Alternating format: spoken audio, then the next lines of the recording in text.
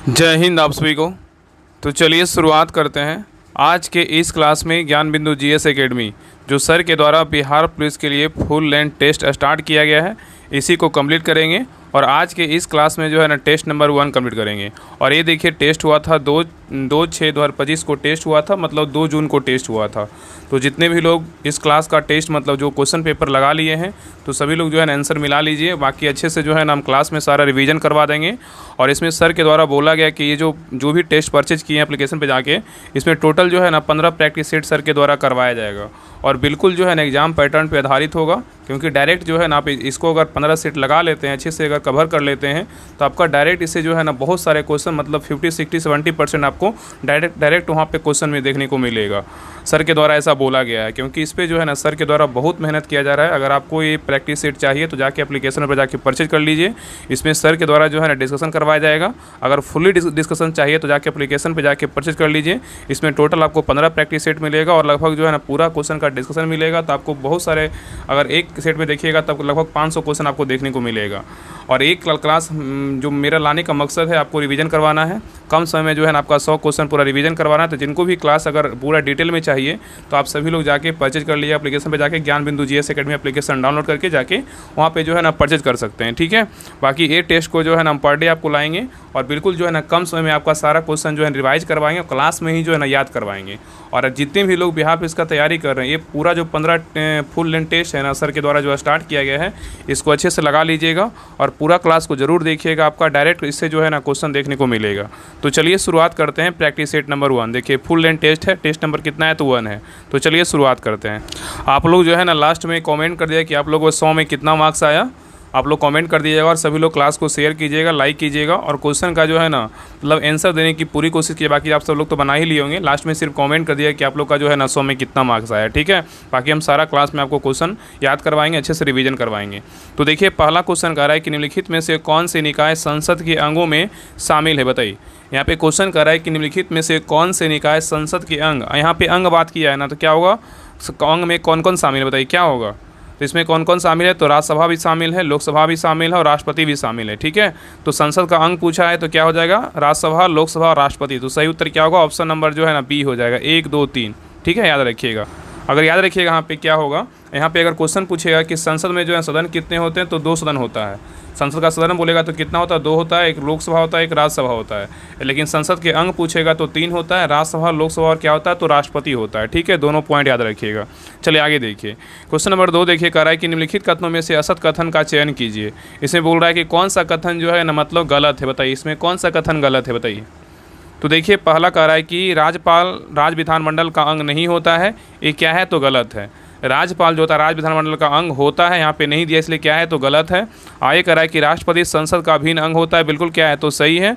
और प्रधानमंत्री संसद के किसी भी सदन का सदस्य हो सकता है, ये भी क्या है? तो सही है।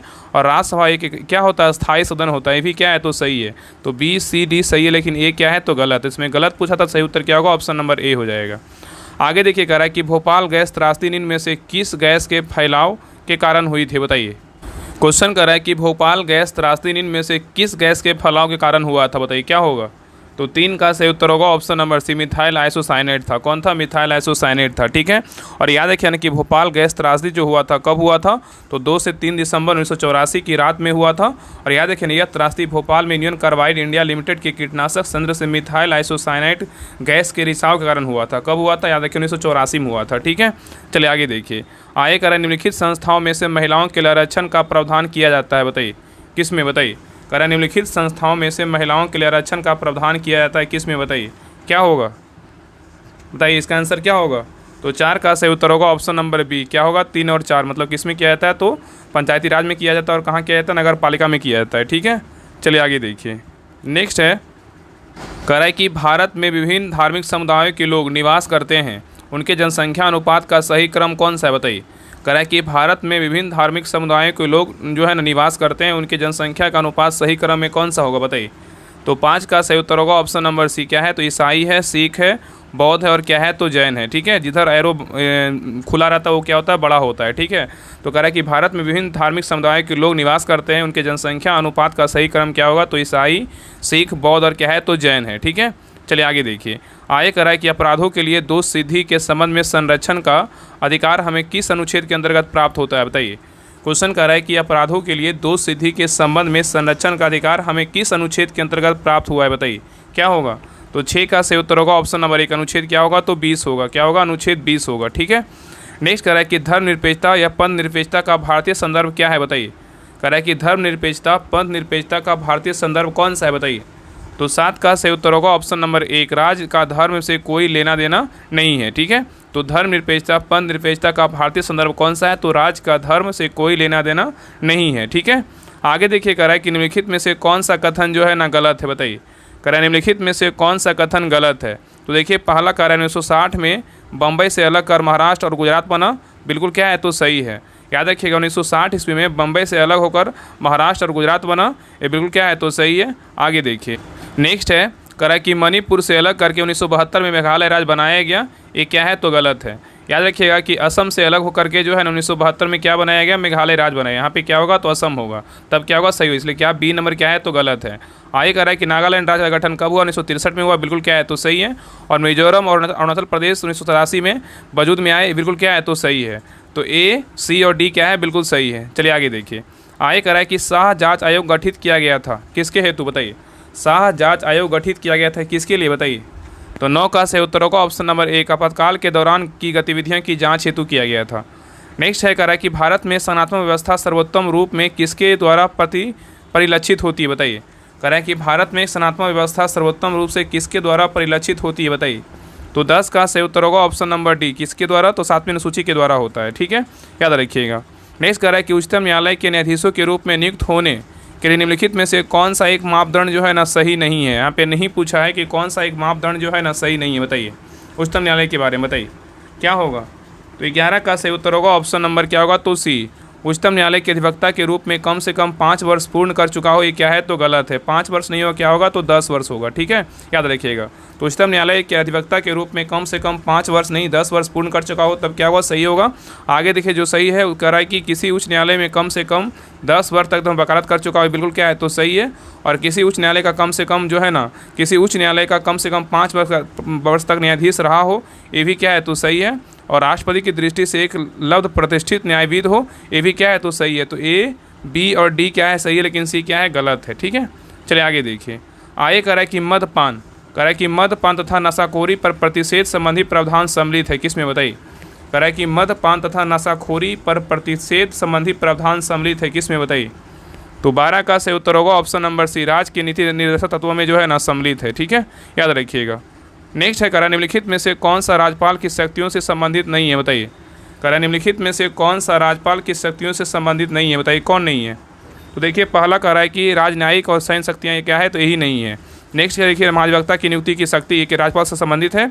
और नेक्स्ट है राज्य विधानसभा को आहूत करना और स्थगित करना और क्या है, भंग करना, राज्यपाल की शक्ति से संबंधित है। और नेक्स्ट है दंड के लिए क्षमा विराम की परिहार प्रदान करने की शक्ति, ये क्या है, तो ये भी जो है राज्यपाल की शक्ति में क्या है, संबंधित है। ठीक है, तो 13 का सही उत्तर क्या होगा, तो ऑप्शन नंबर ए हो जाएगा। ठीक है, याद रखिएगा।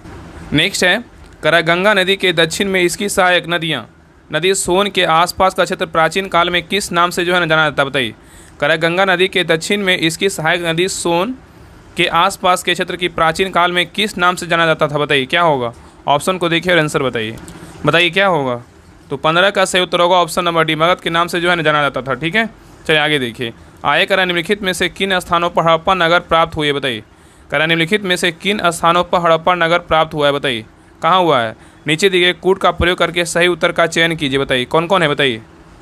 तो 15 का सही उत्तर होगा ऑप्शन नंबर डी, क्या होगा, 1 2 3 4 5 सभी हुआ है। सिंध भी हुआ है, गुजरात भी हुआ है, राजस्थान भी हुआ है और पंजाब भी हुआ है और हरियाणा भी हुआ है। ठीक है, सिंध कहाँ है, तो पाकिस्तान में, बाकी कहाँ है, तो गुजरात में। ठीक है, तो भारत में है। ठीक है, याद रखिएगा। चलिए आगे देखिए। आगे कह रहा है निम्नलिखित मुगल बादशाहों में किसने अपनी आत्मकथा फारसी भाषा में लिखी थी, बताइए। कह रहा है निम्नलिखित मुगल बादशाहों में किसने अपनी आत्मकथा फारसी भाषा में लिखी थी, बताइए कौन लिखा था, क्या होगा, बताइए। तो 16 का सही उत्तर होगा ऑप्शन नंबर 1, जहांगीर लिखा था। कौन लिखा था, जहांगीर लिखा था। नेक्स्ट कह रहा है कि निम्नलिखित में से कौन सा बंगाल के नवाबों का जो है ना सही कालक्रम है, बताइए। कह रहा है निम्नलिखित में से कौन सा बंगाल के नवाबों का सही कालक्रम है, बताइए क्या होगा। 17 का सही उत्तर होगा ऑप्शन नंबर बी, मुर्शिद कुली खान, उसके बाद कौन, अलीवर्दी खान, उसके बाद क्या होगा, सूरजदौला होगा। ठीक है, आगे देखिए। कह रहा है गुलामगिरी नामक पुस्तक के लेखक निम्नलिखित में से कौन है, बताइए। गुलामगिरी नामक पुस्तक के लेखक निम्नलिखित में से कौन है बताइए। तो 11-18 का सही उत्तर क्या होगा, option number C, Jyotiba Rao Phule हैं। कौन है, ज्योतिबा राव फुले। नेक्स्ट है कलकत्ता अधिवेशन 1906 ईस्वी में कांग्रेस का लक्ष्य घोषित किया गया था, किसके लक्ष्य के बताइए। कलकत्ता अधिवेशन 1906 में कांग्रेस का लक्ष्य घोषित किया गया था, क्या बताइए। तो 19 का सही उत्तर होगा ऑप्शन नंबर 1, स्वराज प्राप्ति का क्या था, लक्ष्य था। ठीक है, स्वराज प्राप्ति का क्या था, लक्ष्य था। ठीक है, चलिए आगे देखिए। नेक्स्ट है कह रहा है कि 1939 ईस्वी में निम्न में से किसे All India States People's Congress का अध्यक्ष चुना गया था बताइए। कह रहा है 1939 ईस्वी में निम्न में से किसे All India States People's Congress का अध्यक्ष चुना गया था बताइए, किसको चुना गया था। तो 20 का सही उत्तर होगा option number C, Jawaharlal Nehru को चुना गया था। नेक्स्ट कह रहा है कि निम्नलिखित में से कौन सी लिपियाँ अशोक के अभिलेखों में प्रयुक्त हुई है बताइए। कह रहा है निम्नलिखित में से कौन सी लिपियाँ अशोक के अभिलेखों में प्रयुक्त हुई है बताइए, कौन सा हुआ है। तो 21 का सही उत्तर होगा option number B, Brahmi, Kharosthi और क्या होगा, अरमाइक प्रयुक्त है। क्या हुआ है, तो खरोष्टी, बराही, खरोष्टी एवं क्या है, अरमाइक है। ठीक है, नेक्स्ट है कह रहा है कुषाण काल में निम्नलिखित में से कौन से स्थान बौद्ध कला के लिए क्या है, महान केंद्र था बताइए। कह रहा है कुषाण काल में निम्नलिखित में से कौन सा स्थान बौद्ध कला के लिए महान केंद्र था बताइए, कौन था। तो 22 का सही उत्तर होगा ऑप्शन नंबर डी, ए और बी। क्या था, तो नागार्जुन कोंड था और क्या था, अमरावती था, दोनों था। ठीक है, याद रखिएगा। आगे देखिए यहाँ पे मिलान करना है, कौन सा मंदिर कहाँ है इसके बारे में देखिए बताना है। तो देखिए पहला क्या है, तो कैलाशनाथ मंदिर बताइए। कैलाशनाथ मंदिर जो है ना कहाँ है बताइए, कैलाशनाथ मंदिर जो है कहाँ है, तो कैलाशनाथ मंदिर जो है ना कांचीपुरम में है। कहाँ है, कांचीपुरम में है। नेक्स्ट है होलेश्वर मंदिर। होलेश्वर मंदिर कहाँ है, तो होलेश्वर मंदिर जो है ना हेलीबेड में है। कहाँ है, हेलीबेड में है।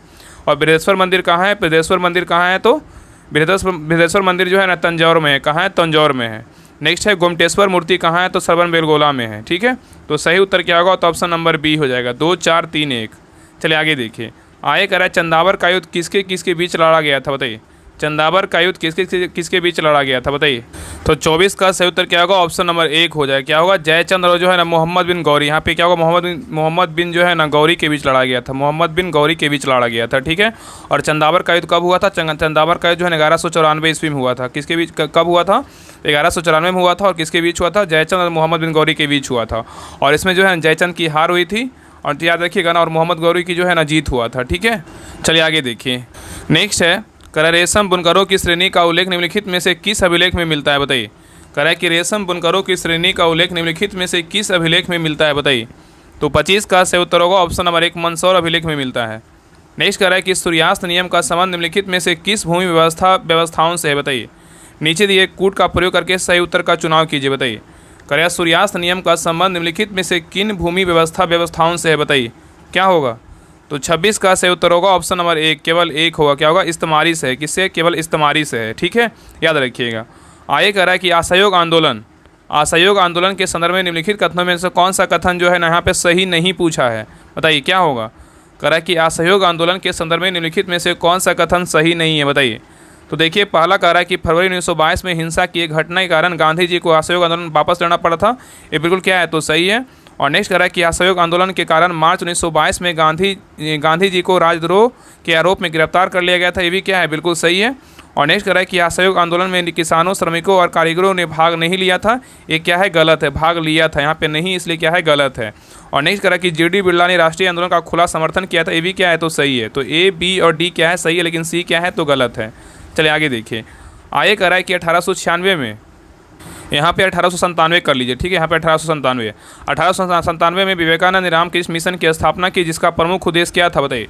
1897 में विवेकानंद ने रामकृष्ण मिशन की स्थापना की, जिसका प्रमुख उद्देश्य क्या था बताइए। तो 28 का सही उत्तर होगा ऑप्शन नंबर 1, भारत में पश्चात शिक्षा और वैज्ञानिक दृष्टिकोण का क्या था, विकास करना था। नेक्स्ट है अंटार्कटिका महाद्वीप के चारों ओर से घेरने वाले महासागर का नाम क्या है बताइए। अंटार्कटिका महाद्वीप को चारों ओर से घेरने वाले महासागर का नाम क्या नाम है बताइए। तो 29 का सही उत्तर होगा ऑप्शन नंबर 1, दक्षिणी महासागर है। क्या है, दक्षिणी महासागर है। नेक्स्ट कह रहा है कि उच्च दाब एवं दाब के कारण कौन सी सेल कायांतरित सेल में परिवर्तित हो सकती है बताइए। कह रहा है उच्च ताप एवं दाब के कारण कौन सी सेल कायांतरित सेल में परिवर्तित हो सकती है बताइए। तो 30 का सही उत्तर होगा ऑप्शन नंबर क्या होगा, तो सी, ए और बी दोनों होगा। अग्नेय सेल में भी हो सकता है और किसमें, अपसादी सेल में भी हो सकता है। नेक्स्ट कह रहा है कि निम्नलिखित में से किसका सागरीय जल की लवणता सर्वाधिक योगदान है बताइए। कह रहा है निम्नलिखित में से किसका सागरीय जल की लवणता में सर्वाधिक योगदान है बताइए, किसका है। तो 31 का सही उत्तर होगा ऑप्शन नंबर 1, सोडियम क्लोराइड का है। किसका है, सोडियम क्लोराइड का है। नेक्स्ट है बृहद ज्वार आने का सही स्थिति क्या है बताइए। बृहद ज्वार आने का सही स्थिति क्या है बताइए। तो 32 का सही उत्तर होगा ऑप्शन नंबर 1। जब सूर्य, चंद्रमा एवं पृथ्वी तीनों क्या है, एक सिद्ध में होते तब क्या होता है, बृहद ज्वार आता है। तो कह रहा है बृहद ज्वार आने की सही स्थिति क्या है, तो जब सूर्य, चंद्रमा एवं पृथ्वी तीनों एक सिद्ध में होते हैं। ठीक है, चलिए आगे देखिए। नेक्स्ट कह रहा है कि निम्नलिखित में संयुक्त राज्य अमेरिका की सममध्यवर्ती निम्न भूमिका की प्राकृतिक वनस्पति कौन सी है, बताइए। कह रहा है निम्नलिखित में से संयुक्त राज्य अमेरिका की मध्यवर्ती निम्न भूमि की प्राकृतिक वनस्पति क्या है, बताइए कौन सी है। तो 33 का सही उत्तर होगा ऑप्शन नंबर 1, पेरी घास है। क्या है, पेरी घास है। ठीक है, आगे देखिए। कह रहा है कि म्यांमार की सीमा भारत के किन राज्यों को स्पर्श करती है, बताइए। म्यांमार की सीमा भारत के किन राज्यों को स्पर्श करती है, बताइए क्या होगा। तो याद रखिएगा ना कि म्यांमार की जो सीमा है टोटल जो है ना 4 राज्य की सीमा से जो है ना स्पर्श करता है। कौन कौन राज्य है, एक है अरुणाचल प्रदेश है, दूसरा है क्या है नागालैंड है, तीसरा क्या है मणिपुर है, और चौथा बोलेगा तो मिजोरम है। बताइए ऑप्शन में कौन कौन है, एक कौन कौन है, तो मिजोरम है और क्या है तो एक मणिपुर है। 2 राज्य और है, कौन कौन है, तो अरुणाचल प्रदेश है जो ऑप्शन में नहीं है, एक और कौन है, नागालैंड है। तो 4 राज्य ऐसे हैं जो म्यांमार की सीमा के साथ जो है ना अपना सीमा क्या है स्पर्श करता है। ठीक है, तो सही उत्तर क्या होगा, ऑप्शन नंबर जो है ना, देखिए इधर आइए, ऑप्शन नंबर क्या हो जाएगा, तो बी हो जाएगा। केवल 4 और क्या है तो 5 है। ठीक है, चलिए आगे देखिए। आगे कह रहा है कि निम्नलिखित में से कौन सा कथन सही नहीं है, बताइए। इसमें कह रहा है कौन सा कथन जो है ना सही नहीं है, बताइए कौन सा गलत है, बताइए। तो देखिए पहला कह रहा है कि पाक जल संधि एवं मन्नार की खाड़ी श्रीलंका को भारत से अलग करती, बिल्कुल क्या है तो सही है। जो पाक जल संधि एवं मन्नार की खाड़ी है श्रीलंका को भारत से अलग करती, बिल्कुल क्या है सही है। और महाबली गंगा श्रीलंका की सबसे लंबी नदी है, ये क्या है तो सही है। नेक्स्ट है कोलंबो एक समुद्री पतन है जो श्रीलंका के पूर्वी तट पर स्थित है, क्या है तो गलत है। और श्रीलंका का कैंडी नगर बौद्ध मंदिरों के लिए प्रसिद्ध है, क्या है तो सही है। तो सी नंबर क्या है तो गलत है। आगे देखिए। आगे कह रहा है निम्नलिखित में से हिमालय के किस भाग को आंतरिक हिमालय के नाम से जाना जाता है, बताइए। कह रहा है निम्नलिखित हिमालय के किस भाग को आंतरिक हिमालय के नाम से जाना जाता है, बताइए। तो 36 का सही उत्तर होगा ऑप्शन नंबर बी, बृहत हिमालय या महान हिमालय के नाम से जानते हैं। नेक्स्ट कह रहा है कि मेघालय के पठार को 3 भागों में बांटा गया है, गारो, खासी, जयंतिया, पहाड़ियाँ। इस विभाजन का आधार जो है ना क्या है, बताइए। कह रहा है कि मेघालय के पठार को 3 भागों में बांटा गया है, गारो, खासी और जयंतिया पहाड़ियाँ। इस विभाजन का आधार क्या है, बताइए। तो 37 का सही उत्तर होगा ऑप्शन नंबर डी, क्या है तो जनजातियाँ हैं। किस क्या है तो जनजातियाँ हैं। नेक्स्ट कर रहा है देखिए क्वेश्चन नंबर देखिए 38 कर रहा है कि इस नदी का उद्गम कौन सा नदी है, उद्गम कैलाश पर्वत श्रेणी के मानसरोवर झील के निकट चेमांड्यूंग हिमनद से है। यहाँ से यह पूर्व दिशा में अनुदैर्ध्य रूप से बहती हुई नामचा बर्मा शिखर के पास पहुंचकर अंग्रेजी के यू अच्छा जैसा मोड़ बनाकर भारत में जो है ना प्रवेश करती है। उपरोक्त विवरण में से किस नदी के संदर्भ में है, बताइए कौन सा नदी है, बताइए। तो 38 का सही उत्तर होगा ऑप्शन नंबर 1, ब्रह्मपुत्र है। कौन सा नदी है, ब्रह्मपुत्र है। आगे देखिए कह रहा है निम्नलिखित में से कौन सा कारण भारत के उत्तर पश्चिम भाग में शीत ऋतु में होने वाली वर्षा के लिए क्या उत्तरदायी है, बताइए। कह रहा है निम्नलिखित में से कौन सा कारण भारत के उत्तर पश्चिम भाग शीत ऋतु में होने वाली वर्षा के लिए क्या उत्तरदायी है, बताइए। तो 39 का सही उत्तर होगा ऑप्शन नंबर डी, पश्चिमी विक्षोभ है। क्या है, पश्चिमी विक्षोभ है। नेक्स्ट कह रहा है कि व्यक्ति वस्तुओं को देख पाता है जब क्या होता है, बताइए। व्यक्ति वस्तुओं को देख पाता है जब क्या होता है, बताइए। तो 40 का सही उत्तर होगा ऑप्शन नंबर क्या होगा तो सी, जब प्रकाश वस्तु पर पड़े और आँख की तरफ जो है ना आए तब क्या होगा तो व्यक्ति वस्तुओं को देख पाता है। ठीक है, तो व्यक्ति वस्तुओं को देख पाता है जब प्रकाश वस्तु पर पड़े और आँखों की तरफ आए। ठीक है, चलिए आगे देखिए। आगे कह रहा है कि अंतःश्वासित वायु तथा उच्छ्वासित वायु में ऑक्सीजन का प्रतिशत जो है ना कितना होता है, बताइए। कह रहा है कि अंतःश्वासित वायु तथा उच्छ्वासित वायु में ऑक्सीजन का प्रतिशत कितना होता है, बताइए। और यहाँ पे याद रखिए ना कि श्वासित मतलब होता है खींचना और उच्छ्वासित मतलब क्या होता है छोड़ना होता है। ठीक है, तो कितना लेते हैं कितना छोड़ते हैं, बताइए। सबको पता है कि ऑक्सीजन कितना होता है, तो 21% होता है। तो 41 का सही उत्तर क्या होगा, तो ऑप्शन नंबर जो है ना ए हो जाएगा। 21% था, कितना होगा 16.4%। ठीक है, आगे देखिए। आगे कह रहा है चिकित्सक हृदय स्पंद को मापने के लिए निम्नलिखित में से किस यंत्र का उपयोग करते हैं, बताइए। कह रहा है चिकित्सक हृदय स्पंद को मापने के लिए निम्नलिखित में से किस यंत्र का प्रयोग करते हैं, बताइए। तो 42 का सही उत्तर होगा ऑप्शन नंबर सी, ईसीजी का प्रयोग करते हैं। किसका प्रयोग करते हैं, इलेक्ट्रोकार्डियोग्राफ का प्रयोग करते हैं। यहाँ पे हृदय स्पंद ध्वनि की बात करेगा तो क्या होगा, स्टेथोस्कोप होगा। ठीक है, बहुत लोग आंसर बोलेंगे कि ए है, ए नहीं होगा। ध्वनि जब बात करेगा तो क्या होगा, हृदय ध्वनि का बात करेगा तो स्टेथोस्कोप होगा। लेकिन यहाँ पे स्पंद को मापने के लिए बोलेगा तो क्या होगा, ईसीजी का प्रयोग करते हैं, इलेक्ट्रोकार्डियोग्राफ का प्रयोग करते हैं। आगे देखिए, कह रहा है कि निम्नलिखित में से कौन सा खान श्रृंखला का सही क्रम है, बताइए। कह रहा है निम्नलिखित में से कौन खास श्रृंखला का सही क्रम है, बताइए। 43 का सही उत्तर होगा ऑप्शन नंबर ए। क्या है, तो इसमें देखिए खास श्रृंखला में क्या होता है ना कि दूसरा जो है ना पहले को खा ले। ठीक है, जैसे कीट किसको खा रहा है तो घास को खा रहा है, और मेढक किसको खा जा रहा है तो कीट को खा जा रहा है, सर्प किसको खा जा रहा है तो मेढक को खा जाएगा, और गरुड़ जो है ना सर्प को खा जाएगा। तो सही उत्तर क्या होगा, ऑप्शन नंबर ए हो जाए, एक दूसरे को जो है ना खा जाए। ठीक है, दूसरा है वो पहला को खा जाए और तीसरा जो है दूसरा को खा जाए। इस प्रकार होता है खास श्रृंखला। ठीक है, आगे देखिए। आगे कर रहा है कि कॉड लीवर तेल में विटामिन डी अधिक मात्रा में पाया जाता है। ये कॉड लीवर तेल निम्नलिखित में से किस जीव से प्राप्त किया जाता है, बताइए।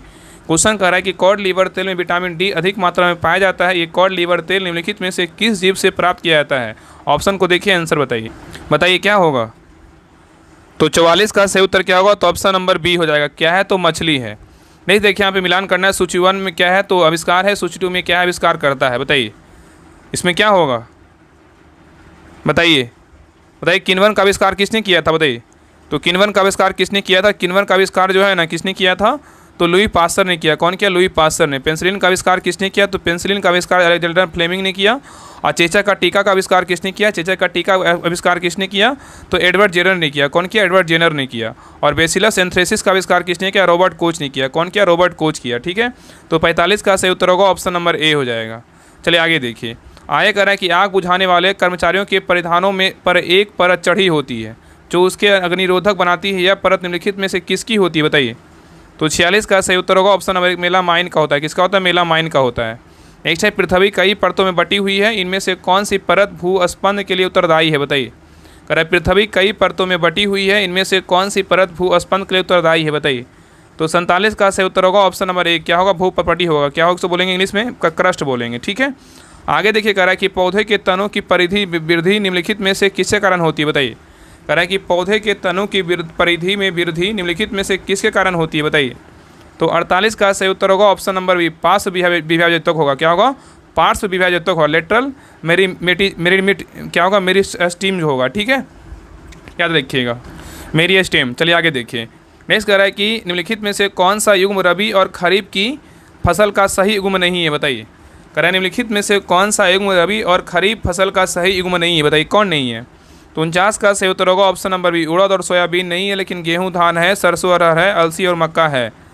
आगे देखिए। कह रहा है कि जल की कठोरता के लिए निम्नलिखित में से कौन से तत्व उत्तरदायी है, बताइए। जल की कठोरता के लिए निम्नलिखित में से कौन सा तत्व उत्तरदायी है, बताइए। तो 50 का सही उत्तर होगा ऑप्शन नंबर बी, क्या है, तो कैल्शियम और क्या है, मैग्नीशियम है। ठीक है, याद रखिएगा।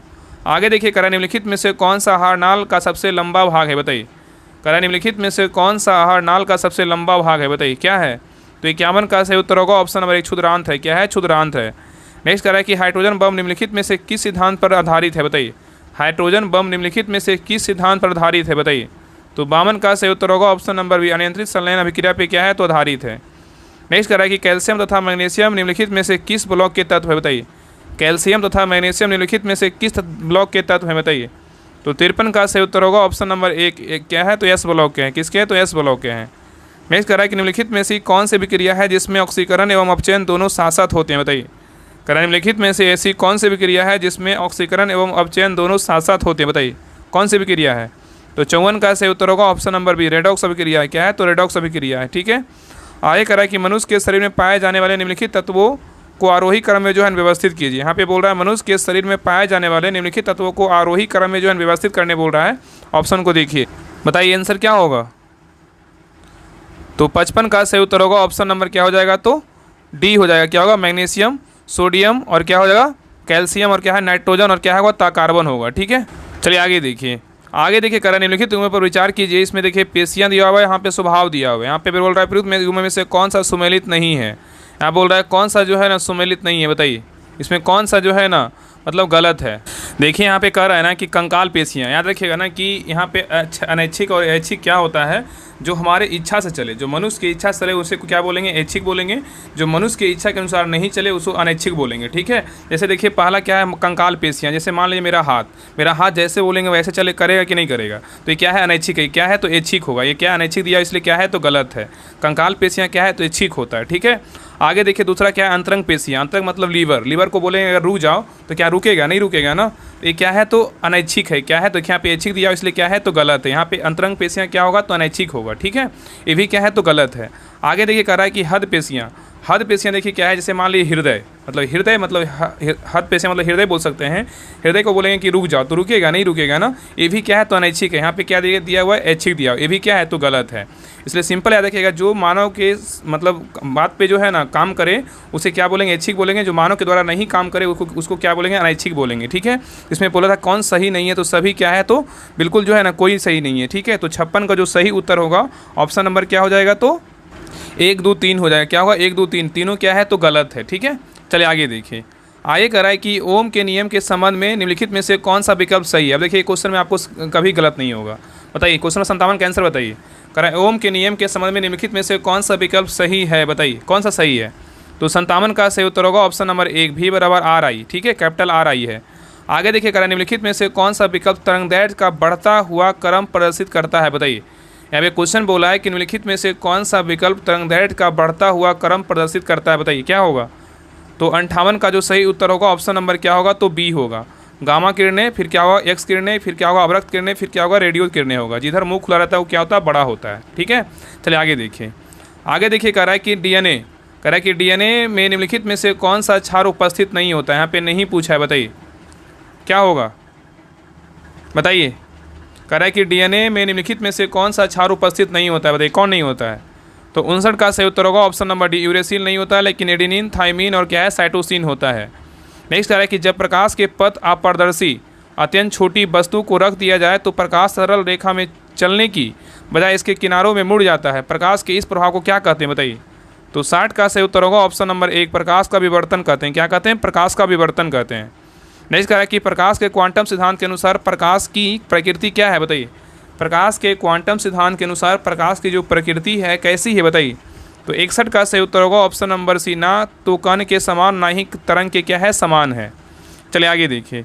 नेक्स्ट कह रहा है कि केन बेतवा नदी जोड़ परियोजना के शिलान्यास समारोह के दौरान किस पूर्व प्रधानमंत्री की 100वीं जयंती मनाई गई, बताइए।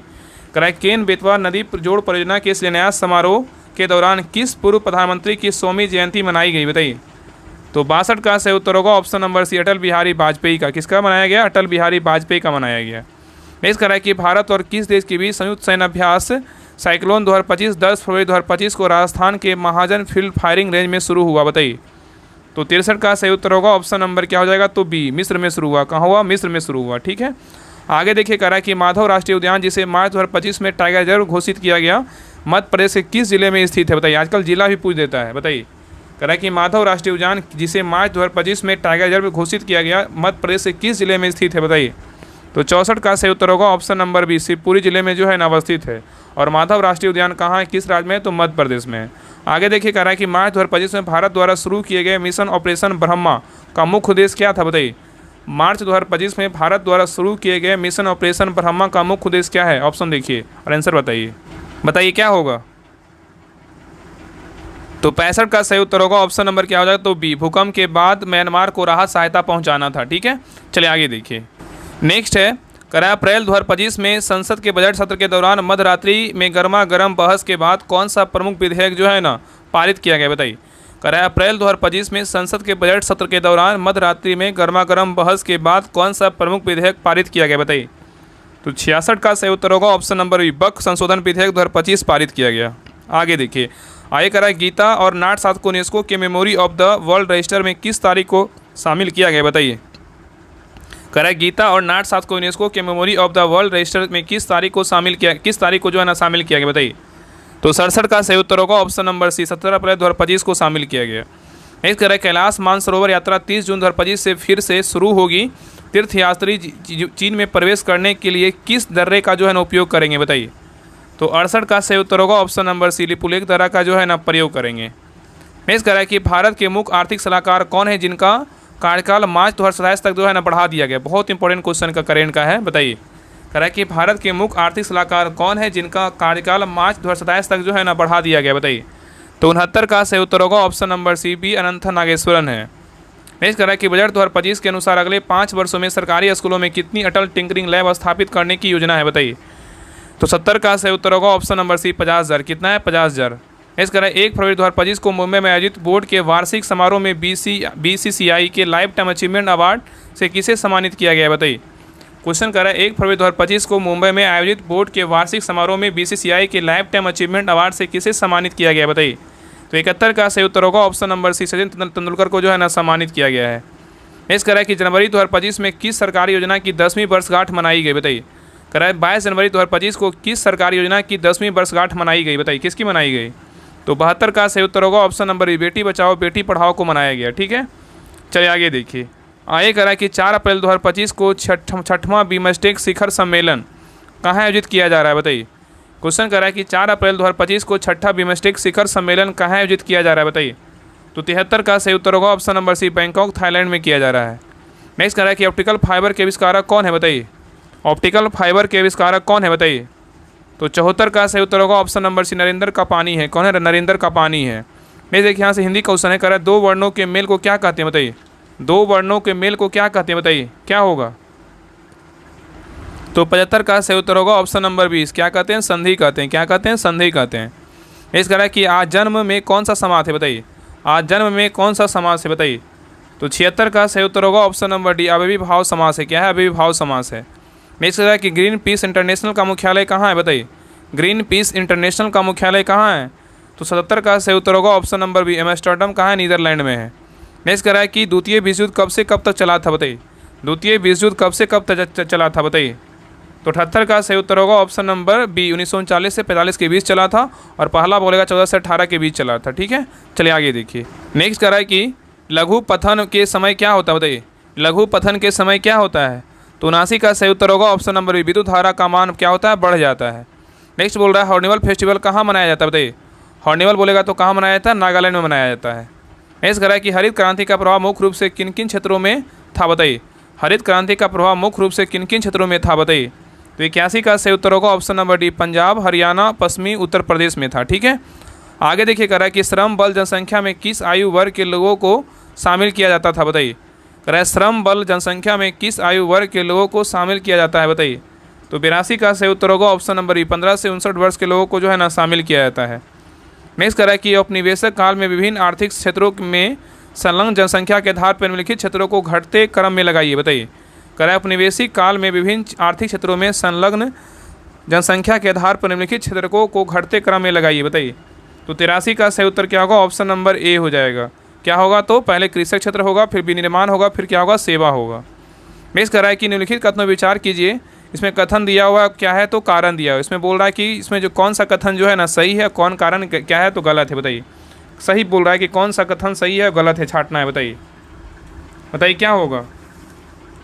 तो देखिए पहला कथन कह रहा है कि भारत सरकार ने 1990 में नई आर्थिक नीति घोषणा की, ये क्या है तो गलत है। याद रखिएगा कि भारत सरकार जो है ना 1990 नहीं, क्या होगा तो 1991 में नई आर्थिक नीति घोषणा शुरू की थी। ये बिल्कुल क्या है, तब क्या होगा, सही होगा। और कारण कह रहा है कि वित्तीय संकट के समय विश्व बैंक और IMF द्वारा वित्तीय सहायता उदारीकरण और निजीकरण की शर्तों पर दी गई थी। ये क्या है तो बिल्कुल जो है ना सही है। ठीक है, इसमें सही उत्तर का चयन करने बोल रहा था, क्या हो जाएगा तो जो है ना ए क्या है गलत है, आर क्या है तो सही है। तो इसका सही उत्तर क्या होगा, ऑप्शन नंबर डी हो जाएगा। आगे कह रहा है कि विश्व व्यापार संगठन WTO इसका स्थापना पूछेगा तो कब पूछा, पूरा गठन जो है ना किस वर्ष हुआ था, गठन ही पूछा है, बताइए। विश्व व्यापार संगठन का जो है ना WTO का, वर्ल्ड ट्रेड ऑर्गेनाइजेशन का जो गठन था कब हुआ था, बताइए। तो 85 का सही उत्तर होगा ऑप्शन नंबर डी, 1 जनवरी 1995 को इसका स्थापना हुआ था। इसका मुख्यालय बोलेगा तो कहाँ है, जिनेवा में है। नेक्स्ट देखिए यहाँ से इंग्लिश का क्वेश्चन करा है, choose the appropriate feminine from the following option, बताइए क्या होगा।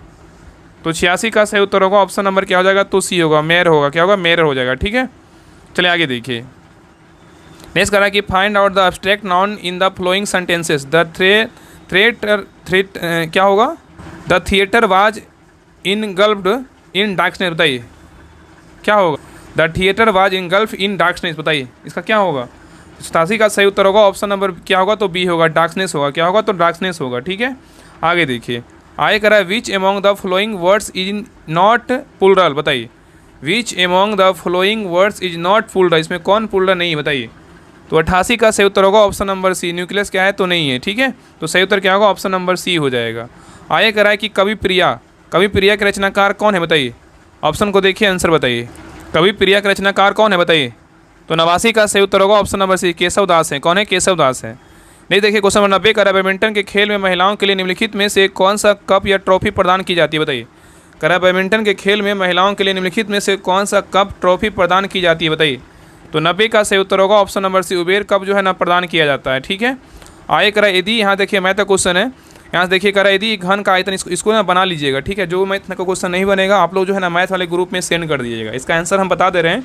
91 का बात करें, 91 का सही उत्तर क्या होगा, तो ऑप्शन नंबर जो है ना सी होगा। आगे देखिए 92 का सही उत्तर क्या होगा, तो ऑप्शन नंबर जो है ना 92 का क्या हो जाएगा, तो बी हो जाएगा। आगे देखिए 93 93 का सही उत्तर क्या होगा, 93 का ऑप्शन जो है ना ऑप्शन नंबर क्या हो जाएगा, 93 का तो डी हो जाएगा। आगे देखिए 94, 94 का सही उत्तर क्या होगा, तो ऑप्शन नंबर ए हो जाएगा।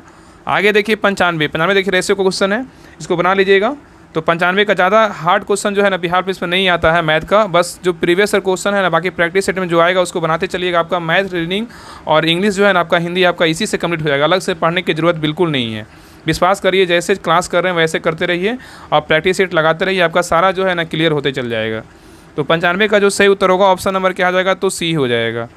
आगे देखिए नेक्स्ट क्या रहा है 96, 96 का सही उत्तर होगा ऑप्शन नंबर क्या आ जाएगा, तो डी हो जाएगा। आगे देखिए 97, 97, 97 का जो सही उत्तर क्या होगा, 97 का सही उत्तर होगा ऑप्शन नंबर क्या हो जाएगा, तो सी होगा। आगे देखिए 98 का जो सही उत्तर होगा, 98 का क्या होगा, ऑप्शन नंबर बी होगा। आगे देखिए 99, 99 का जो सही उत्तर होगा ऑप्शन नंबर क्या हो जाएगा, तो ए हो जाएगा। आगे देखिए लास्ट 100 नंबर क्वेश्चन है, 100 का सही उत्तर क्या होगा, तो ऑप्शन नंबर बी हो जाएगा। तो ए रहा प्रैक्टिस सेट नंबर 1 रहा। आप लोग क्लास कैसा लगा आप लोग कमेंट सेक्शन में जरूर बताइएगा, और आप लोग कमेंट कीजिएगा कि 100 में आपका कितना मार्क्स आया। इसका पीडीएफ हम टेलीग्राम चैनल पे डाल दिए थे और सबको बोले थे कि आप लोग बना लीजिएगा, तो डिस्क्रिप्शन में लिंक दिया और लिंक पर क्लिक करके सभी लोग टेलीग्राम चैनल ज्वाइन कर लीजिएगा, वहाँ पे जो है इसका पीडीएफ मिल जाएगा। तो सभी लोग कमेंट जरूर कीजिएगा कितना मार्क्स आया, सभी लोग क्लास में जो है ना शेयर जरूर कीजिएगा, जितना हो सके सभी ग्रुप में क्लास को जरूर शेयर कीजिएगा। और जितने लोग नए लोग क्लास को देख रहे हैं सभी लोग सब्सक्राइब कर लीजिएगा और बेल आइकन ऑन कर लीजिएगा, और सभी लोग टेलीग्राम चैनल जरूर ज्वाइन कर लीजिएगा, ठीक है। तो सभी से रिक्वेस्ट है क्लास को लाइक करके जरूर जाइएगा। तो मिलते हैं नेक्स्ट क्लास में प्रैक्टिस सेट नंबर 2 के साथ, तब तक के लिए जय हिंद जय भारत।